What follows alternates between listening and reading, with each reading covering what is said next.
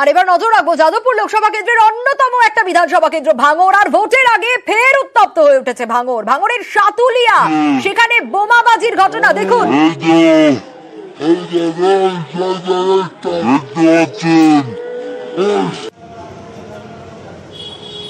বোমা উদ্ধারের ঘটনা, আইএসএফ সিপিআইএম কর্মীদের উপর হামলার অভিযোগ উঠে আসছে। কল্যাণ আমাদের প্রতিনিধি রয়েছেন আমাদের সঙ্গে। কল্যাণ, এই ভাঙড় তো আবার উত্তপ্ত হয়ে উঠলো। বোমাবাজির ঘটনা সাতুলিয়াতে, ঠিক কি ঘটেছে? কাদের বিরুদ্ধে অভিযোগ? কারা করলো এই হামলা? একেবারেই সোনিয়া, জানিয়ে রাখি, ভোটের সকালে যখন আইএসএফ সিপিএম যে সমস্ত বুথ এজেন্ট তারা যখন বুথে যাচ্ছিল সেই সময় তাদেরকে বাধা দেওয়া হয় বলে অভিযোগ। এই ঘটনায় বাধা পেয়ে কার্যত রণক্ষেত্রের চেহারা নেয় এই এলাকা, সাতুলিয়া এলাকায়। ইতিমধ্যে কিন্তু পুলিশ লাঠিচার্জ করে এবং পুলিশকে লক্ষ্য করে ইট বৃষ্টিও হয়। গোটা ঘটনা কিন্তু অভিযোগের তৃণমূলের দিকে। মূলত যে অভিযোগ উঠছে যে প্রার্থী যে এজেন্ট, সেই এজেন্ট বসানোকে কেন্দ্র করে সকাল থেকে আইএসএফ তৃণমূল এখানে কিন্তু খণ্ডযুদ্ধ বাঁধে। এলাকায় মুহুর্মুহু বোমা পড়ার পাশাপাশি কার্যত এখনো পর্যন্ত এলাকায় তাজা বোমা পড়ে রয়েছে। খবর পাওয়ার সঙ্গে সঙ্গে বিশাল পুলিশ বাহিনী যখন ঘটনাস্থলে আসে তখন এই যে সাতুলিয়ার যে বুথ সেখানে আইএসএফ কর্মী বেশ কয়েকজন আহত অবস্থায় রাস্তার উপর পড়েছিল, তাদেরকে উদ্ধার করে হাসপাতালে পাঠায়।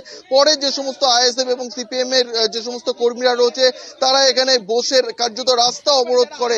খবর পাওয়ার সঙ্গে সঙ্গে বিশাল পুলিশ বাহিনী তারা ঘটনাস্থলে আসে এবং এই সমস্ত কর্মী সমর্থকদের উদ্দেশ্য করে লাঠি চার্জ করে বলে অভিযোগ। এবং তারপরেই কিন্তু পুলিশকে লক্ষ্য করে আবার ইট বৃষ্টিও হয়। এই ঘটনাকে কেন্দ্র করে ব্যাপক উত্তেজনা ছড়িয়ে পড়ে। ইতিমধ্যে কিন্তু পুলিশ যে সমস্ত আইএসএফ কর্মী সমর্থক বা সিপিএম এর কর্মী সমর্থকরা রয়েছে তাদেরকে বোঝানোর কাজ চালাচ্ছে, এই এলাকা ফাঁকা করে দেওয়ার জন্য বলছে, যাতে সুষ্ঠুভাবে ভোট হয়।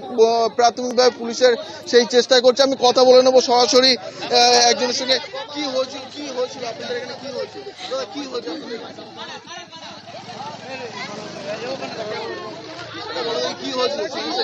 আমরা সকালবেলা আমাদের এজেন্টগুলো ঢোকাচ্ছি, আইএসএফ অথবা সিপিএম দের এজেন্টগুলো আমরা ঢোকাচ্ছি সকালবেলা। হঠাৎ করে দুষ্কৃতীরা, শাসক দলের কিছু গুন্ডা বাহিনী, ওরা বোম মেশিন ওরা অত্যাচার করছে, খুব আমাদের খুব চালিয়েছে, তাণ্ডব চালানোর পরে আমাদের একটা এজেন্টকে আমাদের খুব মারধর হয়েছে। সে এখন খুব আহত, হসপিটালে তাকে ভর্তি করা হয়েছে। এবং আরেকটা বয়োজ্যেষ্ঠ চাচাকে সে ভোট দিতে যাচ্ছিল, তাকেও খুব আঘাত করা হয়েছে। সেই কারণে ওরা যেভাবে আমাদের উপরে তাণ্ডব চালিয়েছে, আমরা এই মুহূর্তে শাসক দলের গুন্ডা বাহিনীদের আমরা একটু সঙ্গে থাকো, একটু ছবি দেখাবো, লাঠি চার্জের ছবি একটু দেখানোর চেষ্টা করব। ইতিমধ্যেই দেখুন পুলিশ লাঠি চার্জ করতে বাধ্য হয়, যে ছবি আপনাদের দেখাচ্ছি।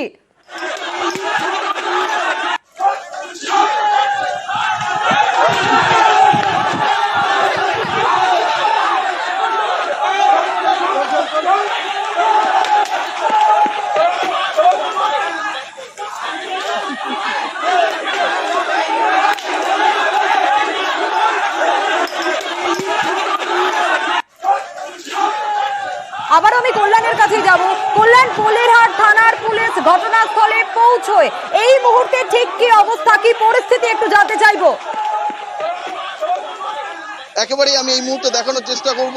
পোলেরহাট থানার বিশাল পুলিশ বাহিনী তারা কিন্তু এই সাতুলিয়া এলাকায় উপস্থিত হয়েছে এবং যে সমস্ত এলাকার মানুষজন রয়েছে যারা রাস্তা অবরোধ করেছিল তাদেরকে সরানোর চেষ্টা করছে, যাতে সুষ্ঠুভাবে ভোট হয় সেই চেষ্টা কিন্তু প্রাথমিকভাবে পুলিশ চালিয়ে যাচ্ছে। আমি আরো একটি দৃশ্য দেখানোর চেষ্টা করব। একদিকে হচ্ছে ভোট কর্মীদের লম্বা লাইন, তারই পাশে কিন্তু এই গন্ডগোলের ঘটনা ঘটেছে। পুলিশ কিন্তু এলাকা থেকে যে সমস্ত মানুষ জমায়েত করেছিল তাদেরকে সরানোর কাজ চালাচ্ছে। সোনিয়া, আমি আরো একটি বিষয় দেখানোর চেষ্টা করব। এখনো পর্যন্ত কিন্তু এই যে বুথ রয়েছে যেখানে ভোট চলছে সেই ভোট কেন্দ্রের পিছনেই কিন্তু এখনো পর্যন্ত তাজা বোমা পড়ে রয়েছে। পুলিশ এখনো পর্যন্ত সেই বোমা উদ্ধার করেনি। তবে যেহেতু উত্তেজনা পরিস্থিতি, এই মুহূর্তে পুলিশ কিন্তু প্রাথমিকভাবে যে সমস্ত সাধারণ মানুষজন রয়েছে তাদেরকে সরানোর চেষ্টা করছে। এই যে যেখানে বুথ হয়েছে, অর্থাৎ এই সাতুলিয়া এলাকায় 4 থেকে 5টি বুথ রয়েছে এই স্কুলে, আর এই স্কুলের পিছনেই কিন্তু এখনো পর্যন্ত তাজা বোমা পড়ে রয়েছে। যে সমস্ত মানুষজন সকালে এই বুথে এসেছিল ভোট দেওয়ার জন্য বা কেউ এসেছিল এজেন্ট হিসাবে হচ্ছে, তাদেরকে কার্যত বোম চার্জ করে এখান থেকে সরিয়ে দেওয়া হয় বলে অভিযোগ। আর এই গোটা ঘটনায় কিন্তু তৃণমূলের দিকেই অভিযোগের আঙুল তুলছে। উল্টো দিকে তৃণমূলও কিন্তু অভিযোগ করছে যে তারা যখন এই এলাকায় আসে সেই সময় আইএসএফ কর্মী সমর্থকরা তাদের উপর হামলা চালায়, বেশ কয়েকজন তৃণমূল কর্মী আহত হয়েছে বলে জানাচ্ছে। এই মুহূর্তে কিন্তু পুলিশ সেই বোমা উদ্ধারের কাজ চালাচ্ছে। পুলিশ নিজেরাই বোমা উদ্ধার করে এই মুহূর্তে নিয়ে যাচ্ছে যাতে সুষ্ঠুভাবে এই ভোট গ্রহণ কেন্দ্রে ভোট হয়। পুলিশ তৎপরতার সঙ্গে সেই চেষ্টা চালিয়ে যাচ্ছে। ইতিমধ্যেই পোলেরহাট থানার পুলিশের পাশাপাশি বিশাল পুলিশ বাহিনী ঘটনাস্থলে এসেছে। যে সমস্ত মানুষজন রয়েছে এখনো পর্যন্ত ভোটের লাইনে, আমি কথা বলে নেবো। সকালেই তো এখানে অশান্তি হচ্ছে, আপনার কি আতঙ্কিত? আমি জানি না, আমি একটু না, নেই। কোনো আতঙ্কিত নেই আমরা। কি সমস্যা কি হচ্ছে? সমস্যা একটু মারপিট হচ্ছিল, প্রথম এসেছিল, সবাই একটু হামলা হয়েছিল, তারপরে সব ঠিক আছে আমাদের। আপনারা কি ভাবছেন? সকালেই তো এই ছবি, তাহলে কি ভোট দিন শান্তিপূর্ণ যাবে? হ্যাঁ, অবশ্যই শান্তিপূর্ণ যাবে, কেন যাবে না? আপনারা কি চাইছেন? শান্তিপূর্ণভাবে হতে, শান্তিপূর্ণভাবে যেভাবে ভোট হয় শান্তিপূর্ণভাবে আমরা সেটাই চাচ্ছি।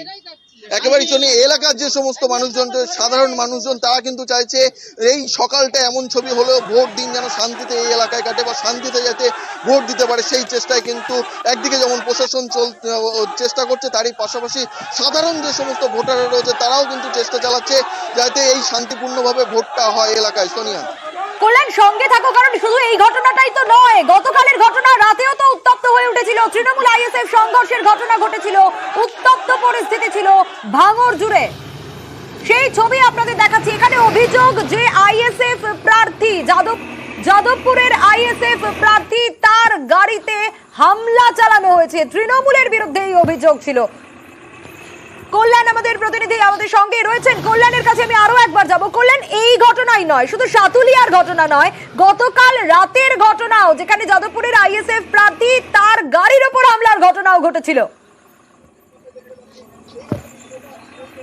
হ্যাঁ, একেবারে সোনিয়া, জানিয়ে রাখি এই ঘটনাটি ঘটেছে যাদবপুর লোকসভা কেন্দ্রের হচ্ছে রানীগাছি এলাকায়, প্রাণগঞ্জ পঞ্চায়েতের এই রানীগাছি এলাকায়। সেখানে আইএসএফ এর যে সমস্ত যারা বুথের এজেন্ট হবে তাদের বাড়িতে বাড়িতে গিয়ে তৃণমূল কর্মীরা হামলা চালাচ্ছে, হুমকি দিচ্ছে বলে অভিযোগ পায় আইএসএফ প্রার্থী নূর আলম খান। আর এই অভিযোগ পাওয়ার সঙ্গে সঙ্গে কিন্তু তিনি রানীগাছি এলাকায় পৌঁছে যান। আর রানীগাছি এলাকায় গেলে একটি বাইক বাহিনী তার উপর হামলা চালায় বলে অভিযোগ, তার গাড়িতে ব্যাপক ভাঙচুর করা হয় বলে অভিযোগ।